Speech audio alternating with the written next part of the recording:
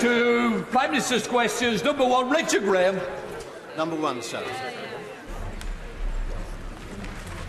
Thank you, Mr. Speaker. It is now 2 years to the day since a chemical weapon was deployed by Russian military intelligence on the streets of Salisbury. All our thoughts remain with those affected, their families and loved ones. We will continue to seek justice for them. But I'm pleased to say that 2 years on, Salisbury is back on its feet, focused firmly on the future and welcoming visitors with open arms. Now, Mr. Speaker, I'm sure this House will want to pay tribute to the people of Salisbury and Amesbury and wish them well for the future. Mr. Speaker, this morning I had meetings with ministerial colleagues and others. In addition to my duties in this House, I shall have further such meetings later today. Richard Graham. As the government prepares the nation for the worst of coronavirus while working for the best, now is the time to wash our hands and pull together. So does the Prime Minister agree that we need a robust plan in place to cover any significant cash flow losses of businesses so that employees and their mortgages, rents and benefits will still be paid? Will the Treasury consider delaying, if need be, VAT and PAYE collection?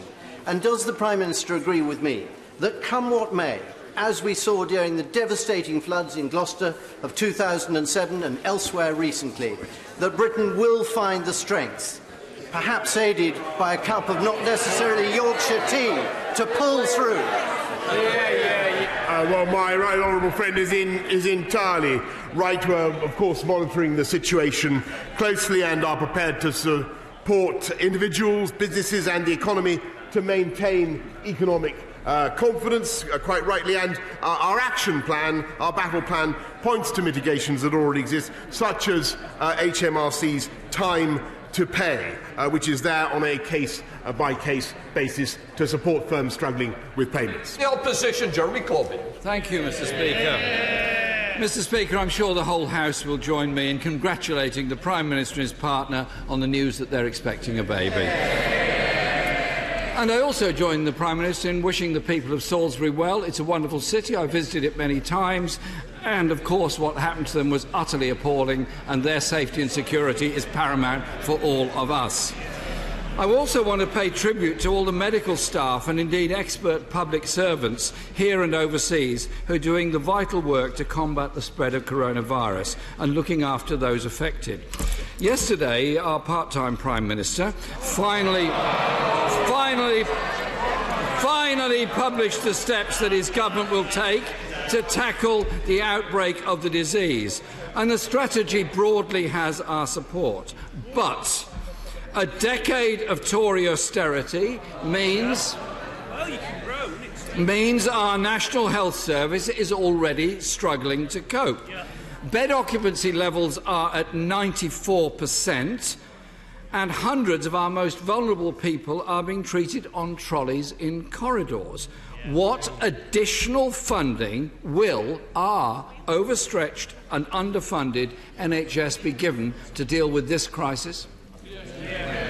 Well, Mr. Speaker, as the right honourable gentleman knows, this government has put in record funding into the NHS, and we've pledged that we will give them everything they need to cope with the crisis. I think it might be for the advantage of the right honourable gentleman and the House if I update the House on where we are with the coronavirus outbreak. And as yesterday's plan made clear, we are not at the point yet where we are asking large numbers of people to self-isolate, but that, of course, may come if large numbers of people have the symptoms of coronavirus. And if they stay at home, the House will understand that they are helping to protect all of us by slowing the spread of the virus. And that's what the best scientific evidence tells us.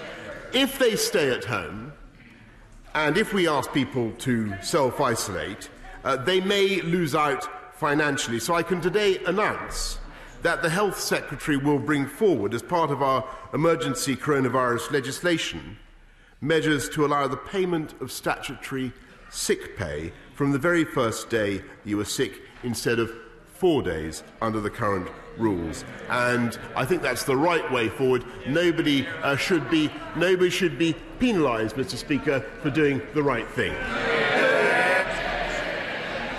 Mr. Speaker, I thank the Prime Minister for that, but I want to ask him a couple of more questions on this subject.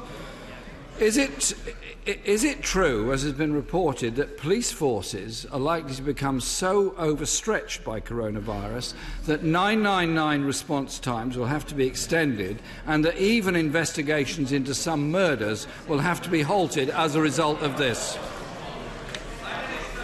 Well, Mr. Speaker, we are not at that stage or anything like that stage yet. Our police forces, he knows, our police forces are well able to cope with all types of eventualities, and they have long-standing arrangements to prepare them for such pressures. Mr. Speaker, under this government, there are 2 million workers on low pay, many of them women in the care sector, who are not eligible for statutory sick pay at the present time. The Prime Minister's statement just now it's not clear whether it covers them or not. And those on Social Security could face sanctions if they miss appointments, and therefore they and their families will face terrible hardship. When the Prime Minister brings forward the emergency legislation, will he guarantee that workers' right to sick pay from day one, as he's just indicated will apply on statutory sick pay, will apply to all claimants and those people that are not currently eligible for statutory sick pay, therefore will have to make a terrible choice between health and hardship? Well, the right honourable gentleman is raising a very important point, and of course we are very much aware of the issues faced by the self-employed and those on 0 hours contracts. I should stress that some of them will be entitled to statutory sick pay. Others, a great many, others will be entitled to help through the existing systems such as universal credit, and we are urgently looking at the application process to reflect on the advice on self-isolation. But I think the members of the public have appreciated the way hitherto that I think that members have come together across the floor of this House to deal with this crisis, and I think it would be common ground between us all that we want to do everything we can to avoid penalising those who are doing the right thing. Mr. Speaker, the Prime Minister is not being clear about this. The reality is, if you're on universal credit or just put onto it, you've got a 5-week wait before you get any benefits. Will he be absolutely clear that nobody will have to choose between health and hardship? Because it's a matter of public health concern for everybody. Mr. Speaker, our part-time Prime Minister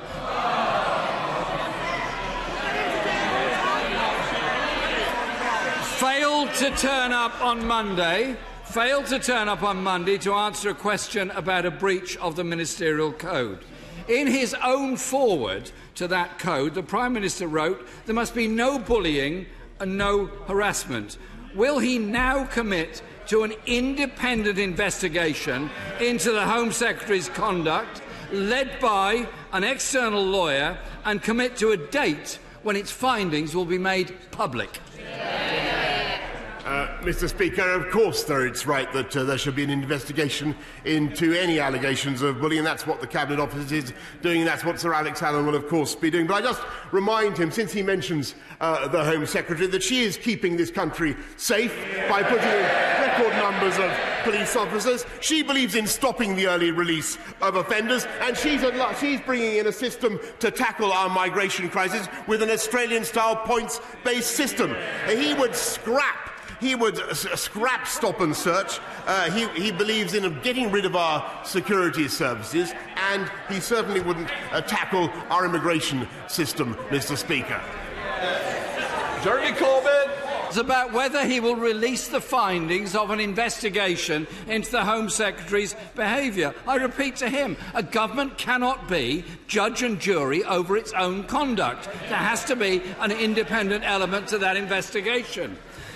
Overnight, Mr. Speaker, further allegations have emerged that the Home Secretary repeatedly harassed and humiliated her private secretary while she ran the Department for International Development. If this is true, this suggests a shocking and unacceptable pattern of behaviour across 3 government departments. On each occasion, tens of thousands of pounds of hard-earned taxpayers' money has been spaffed up the wall to buy their silence. Was the Prime Minister aware of these allegations? And if he was, why did he appoint her? Mr. Speaker, I'm not really going to repeat the point I just made. The Home Secretary is doing an outstanding job. I have every confidence in her. If there are allegations, of course it is right that they should be properly investigated by the Cabinet Office, and that is what is happening. But I take no lessons about bullying, Mr. Speaker, to the leader of a party where female MPs were bullied so badly in the matter of anti-Semitism they actually left the party, and where the Shadow Chancellor has still not apologised for his call for a member of our party to be lynched. The Prime Minister, Mr. Speaker, the Prime Minister said if there are allegations. Is he completely unaware of all the allegations that have been made over the last few days? Is he completely unaware of the resignation of a permanent secretary because of his treatment by the Home Secretary? Mr. Speaker, we have a part-time Prime Minister who barely turns up but is determined to cover up for bullies in his government. There can't be one rule for workers across this country and another one for him and his ministers. When his Home Secretary has been accused of repeated bullying and harassment, leading to hard-working staff attempting suicide by overdose, he gave her his full support. How can the people of this country have faith in a Prime Minister who can't be bothered to turn up, and when he does, has no shame in defending bullying in his own government? Well, Mr. Speaker, that is the question from a full-time neo-Marxist who's failed to stamp out bullying in his own party. And actually, I'm very proud, as I say, of the record of this government just over the last 82 days. We've taken back control of our borders, our laws and our money. We've got Brexit done. We've set out a new points-based immigration system. We've put more money into people's pockets through the biggest ever increase in the living wage. We've guaranteed more funding for schools by increasing the minimum funding for every pupil. We've restored the nurses' bursary, introduced a bill to set a record cash boost for our NHS, and ensure there will be a free hospital car parking for everybody who attends a hospital. And we're delivering gigabit broadband for the entire country. That's just, to say nothing of the police that we're recruiting, Mr. Speaker, that's just in the last 82 days. We're getting on with delivering the people's priorities. My constituents in East Surrey care enormously about climate change. Would my right honourable friend agree that yesterday's news that the UK carbon emissions have been reduced by a third over the last 10 years is a fantastic and important Conservative achievement? And will he set out his plans to continue this progress?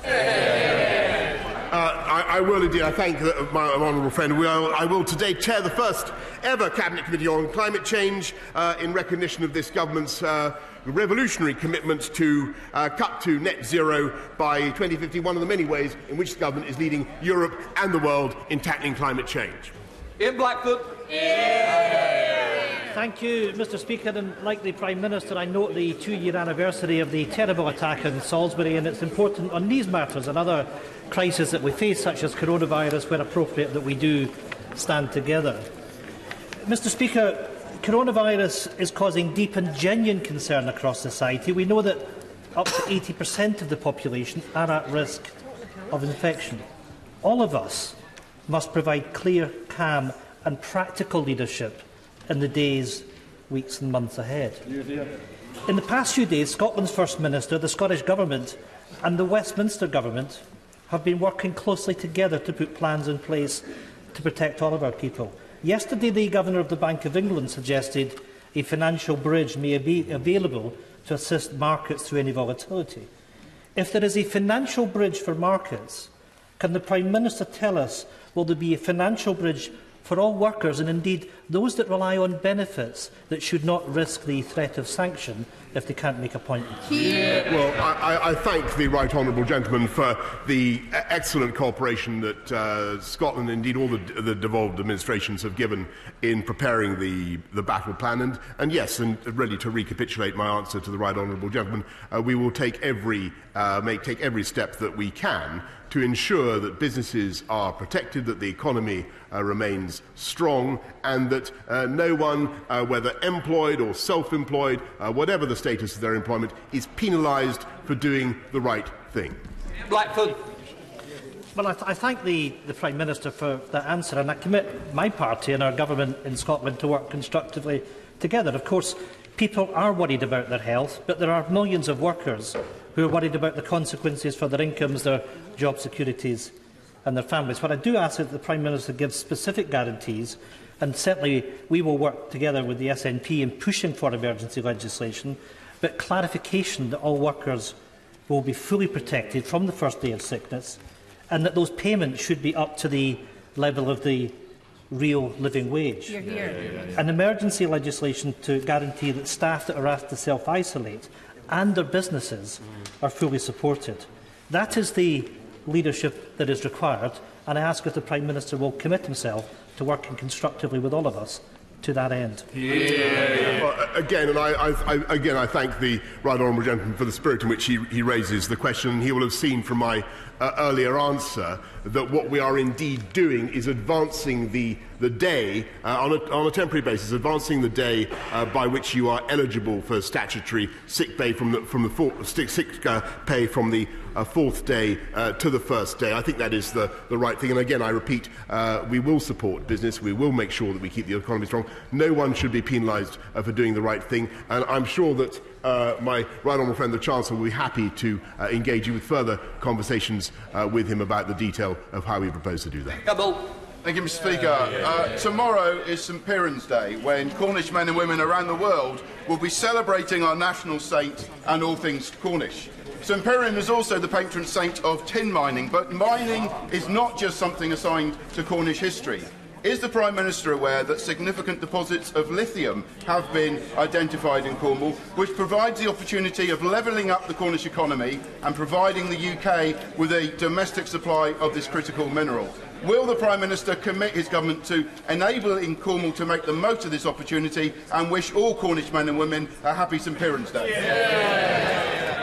Well, thank you, Mr. Speaker. This country, as my honourable friend knows, leads the world in battery technology, and it is a wonderful thing that Cornwall is indeed boasts extensive resources of lithium, and we mean to exploit them. I know that there is no more passionate champion of Cornwall. I wish him a happy St Piran's Day and Kerno Bisvicken, Mr. Speaker. Thank you, Mr. Speaker. Last week's historic judgment against Heathrow expansion found that his government broke the law by ignoring the Paris Climate Agreement and by breaching its own sustainable development duty to future generations when it drafted the airport's national policy statement. Will the Prime Minister tell the House today precisely how many of the government's other national policy statements have been assessed against the Paris Climate Agreement, and will he commit right now to reviewing and, if necessary, revising all of those which have not? I thank the right honourable lady. She can take it that we will ensure that we abide by the judgment and make sure that we take account of the Paris Convention on Climate Change. But I do not believe for one second that that would be the impediment to our delivery of an infrastructure revolution across this country. Sean Bailey. Thank you, Mr. Speaker. Mr. Speaker, communities like mine in West Bromwich West are grateful for this government's commitment to 366 police officers for the West Midlands. Would my right honourable friend reaffirm that, unlike the Labour PCC, who's decimating communities like mine in Tipton with the closure of our police station, that it's this government who's committed to keep our communities safe through investment in the police and tougher sentences for the criminals that are ruining the lives of my constituents in Tipton? Thank you very much. And that is that's precisely why my right honourable friend, the Home Secretary, is working so hard to recruit 20,000 more police officers to enhance stop and search powers, and that's why we've set out plans to build more prisons and keep violent and sexual offenders in prison for longer, Mr. Speaker. And I'm delighted that the West Midlands, thanks partly to his lobbying, is receiving another 366 police officers. I note that in the interests of public safety, the Government has taken emergency measures to rush through legislation to ensure that those convicted of terrorist offences serve their full sentences. Given the far smaller conviction rate and far more substantial rate of reoffending for those convicted of sexual offences, will the Prime Minister commit to a wider sentencing review so that communities can rest assured that sex offenders who pose a threat to children and women are serving their full sentences to ensure their rehabilitation? Well, can I congratulate the Honourable Lady on what she has just said, which I think may have come as a bit of a bombshell to some of her colleagues, but she is entirely, perhaps on the front bench at any rate, she is entirely right, and that is what we are doing, as I said in my earlier answers. Thank you, Mr. Speaker. Can I ask my right honourable friend if he commits to making sure that Blythe Valley benefits from the government's ambition to unite and level up across this fantastic country? I can indeed, Mr. Speaker, and I can indeed, Mr. Speaker, and that's why we're supporting the Ashington to Blythe to Tyne rail line. And the start of our £500 million investment in connecting towns whose stations were closed during the beaching cuts, amongst many other benefits that we are going to bring to the people of Blythe. I thank him for his support. We are going to repay the trust and confidence of those people by investing in their communities. Mr. Speaker, Carbon Homes, a registered social landlord, has over 30,000 homes in the north and north-east. Detailed research that they have conducted shows that the 5-week delay in universal credit payments ensures that many families amass huge rent arrears before receiving anything and are trapped in debt for years. 72% of their tenants on universal credit are now in significant rent arrears, over half of them technically destitute. The Prime Minister's mantra that work is the route out of poverty is true only if there are jobs that are full-time, permanent and decently paid. When will the Prime Minister going to stop this deliberate policy of inflicting impoverishment and destitution on tenants of the Carbon Homes and other registered social landlords in the North East? Well, Mr. Speaker, I'm happy to study the particular case that he raises, but universal credit is available from day one, and I stick firmly to my belief that the best route out of poverty is not benefits but work, and it is I think what we have achieved with this government is record low unemployment and record gains in employment across the country, and wages are now rising. Wages, they don't want to hear it, Mr. Speaker, but the truth is wages are now rising for the low paid as well. Peter Byrne.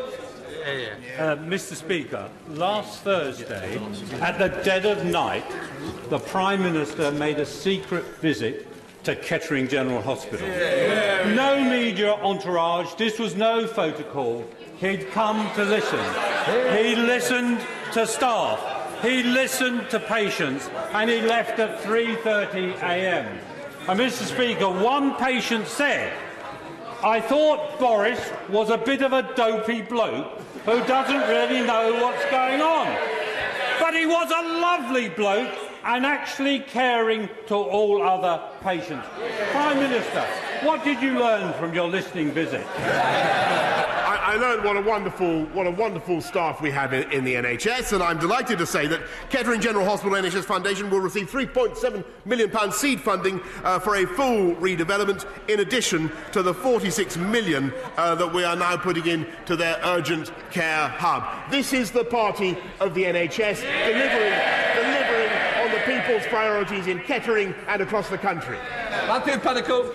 Thank you, Mr. Speaker. For the purpose of clarity, if the Cabinet Office inquiry into allegations that the Home Secretary breached the Ministerial Code establishes that her conduct fell below the standard expected of a Government Minister, in any way and on any occasion, can the Prime Minister confirm that she would be expected to resign or be removed from office? Mr. Speaker, I return to the point I made earlier, which is that the Home Secretary is doing an outstanding job delivering change, putting police out on the street, cutting crime and delivering a new immigration system, and I'm sticking by her. Thank you, Mr. Speaker. Having knocked on doors across Stafford in my constituency, it is clear that the A&E at County Hospital is a vital local service. So does the Prime Minister agree with me that A&E units at medium-sized hospitals like County are essential for the future delivery of care in our NHS? Mr. Speaker, the Health Secretary, my right honourable friend, has just told me, passing the ball swiftly down the line, that yes, her A&E is certainly staying open. I thank her for the point that she makes. Resignation of an experienced civil servant. Yeah, go on, Sacking of a government aide. With this government, it seems that allegations of bullying or just being incompetent get you promoted, whereas standing up to it, you lose your job. What does this say about this Prime Minister? Mr. Speaker, I loathe bullying, but I'm not taking any lessons. I'm not taking any lessons from a party that has presided over systematic bullying and discrimination against those who stick up for the Jewish community and for Israel in this country. And we've still yet to hear a proper apology from the Labour Party, from the Labour leadership, for what they've done. Mr. Speaker, the Taliban have resumed their attacks in Afghanistan, and today the US have undertaken defensive airstrikes, undermining the fragile peace deal which will see the release of thousands of prisoners and the continued export of opium to extremism. Does my right honourable friend share my concerns that no peace deal can bypass the Afghan government, and give me his assurances that we will stand shoulder to shoulder with Afghan women who have already lost their lives just to fight for dignity under Taliban rule? We of course stand shoulder to shoulder with the government of Ashraf Ghani, and she is right, by the way, in what she says about women in Afghanistan. It is one of the great achievements of this country, despite all the sacrifices that we experienced in the operations in Helmand, that millions of women in Afghanistan were helped into education thanks to the interventions of this country, and we can be very proud of what we did. Colonel Monaghan. Thank you, Mr. Speaker. We're all becoming increasingly concerned about COVID-19, the coronavirus. But every week, 650 of us come here from every part of the UK, spend several days operating in close proximity and meeting people from all over the world. We then return to our constituencies, potentially becoming the very vectors that we're trying to shut down. Parliament must stay open, but what plans does the Prime Minister have to utilise systems such as conference calls and electronic voting to ensure that we do not become part of the problem? Well, Mr. Speaker, she's raising a very important point. And the Chief Medical Officer and the Chief Scientific Advisor, together with my honourable friend, the Health Secretary, will be saying a little bit more in the next couple of days about what we are going to do to delay the advance of coronavirus in Parliament and in other large gatherings. And I think we're still at the containment stage. She will understand the distinction that the government is making. When we come to the delay phase, she will be hearing a lot more detail about what we propose to do with large gatherings and places such as Parliament. Alan Cairns. My constituent Tom Channon was just 18 years old when he tragically died at the Eden Rock complex in Mallorca in July 2018. This was an incident that was totally preventable and avoidable.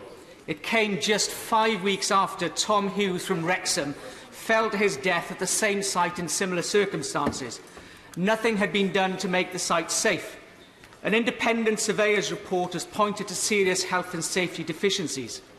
Tom's parents, John and Kerry Channon, have been campaigning for a criminal case to be brought against those responsible. Will my right honourable friend, the Prime Minister, use all his influence to press the Spanish authorities to pursue a criminal prosecution that will not only seek justice for Tom, but would also send a clear message to other accommodation owners in Mallorca to prevent similar tragedies occurring in the future.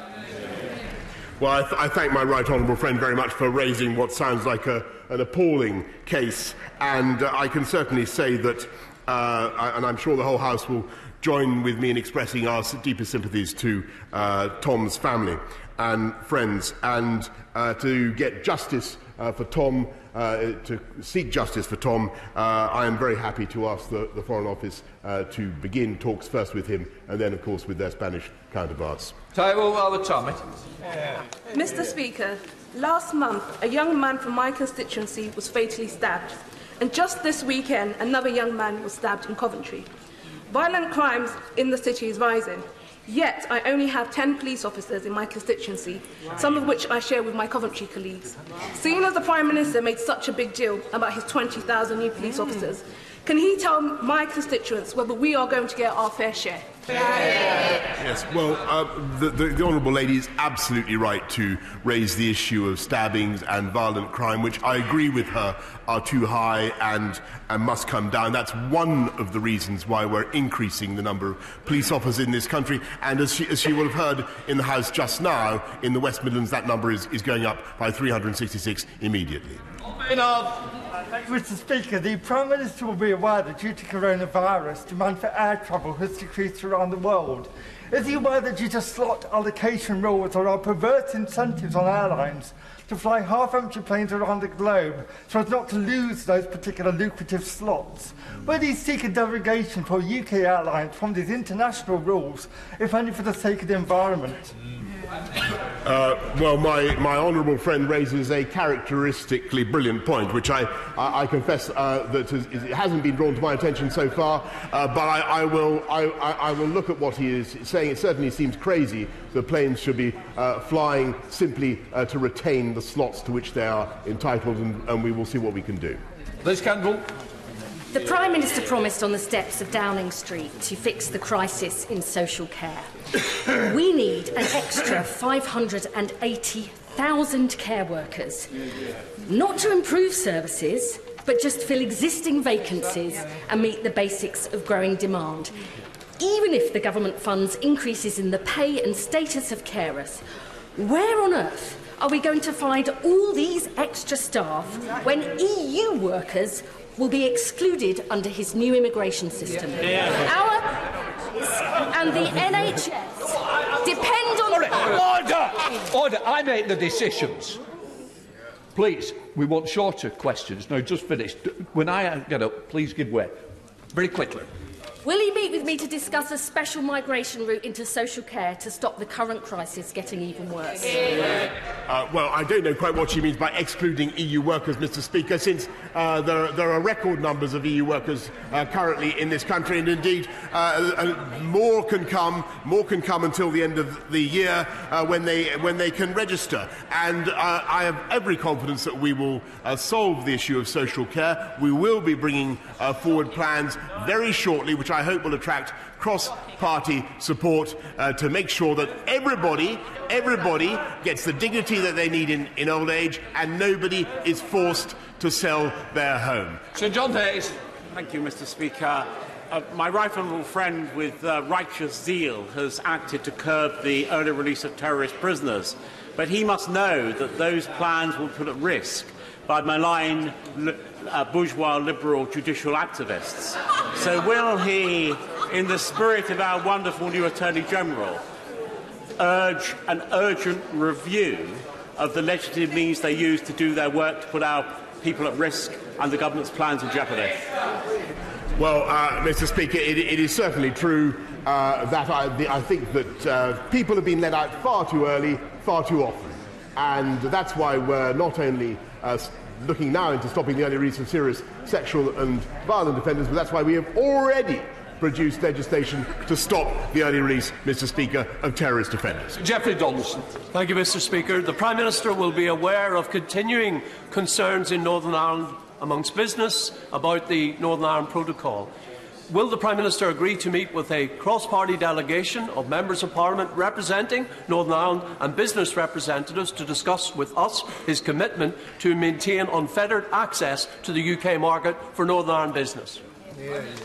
Mr. Speaker, I have no difficulty at all making such an undertaking because, after all, it's very clear from the protocol that unfettered access for Northern Ireland will continue.